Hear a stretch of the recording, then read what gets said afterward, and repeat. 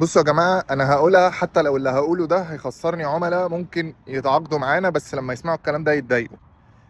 ليه الفهلوة؟ ليه تشغيل الدماغ؟ يا جماعة، أي بزنس بي تو بي لازم يكون عنده 3 عناصر رئيسية عشان مبيعاته تزيد وحجم شغله يزيد: فريق تسويق قوي، فريق مبيعات قوي، نظام داخلي بيدير الاتنين. أي خلل في أحد أضلاع المثلث ده، العملية ما بتبقاش أفضل شيء. لما انت تروح تيجي بقى تطور الموضوع ده، بتطوره ازاي؟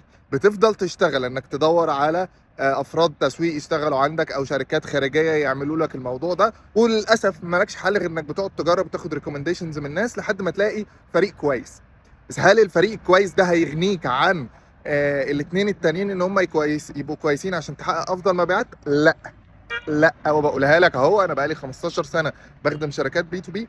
نو واي، نو واي ده يحصل بالتسويق بس. والعكس صحيح. انا بقولها لك اهو، لو انت بتعتمد على فريق المبيعات بس، حتى لو عندك تنانين مجنحه في المبيعات، مفيش فريق مبيعات لوحده في البي تو بي يفضل يخلي الشركه تستدام في النمو. حتى لو بيحققوا التارجت دلوقتي، هتلاقي فيه شهور بتقع منهم وكوارترز بتقع منهم، ومره واحده ممكن يسيبوك وتمشي.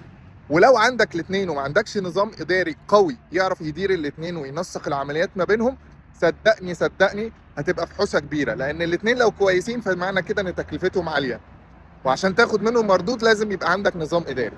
فبلاش تشغل دماغك وتجيب حد وتشيله مهام حاجه تانية.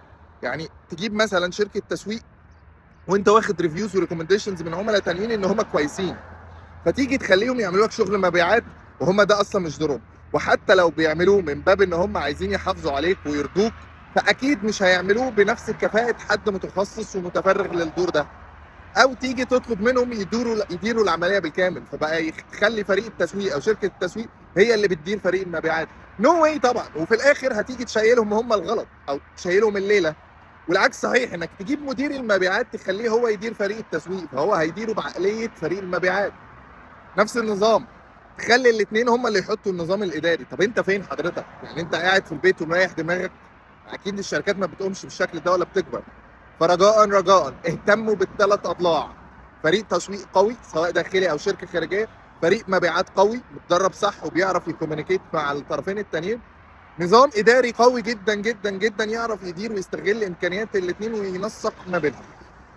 رجاء ارحمونا. السلام عليكم.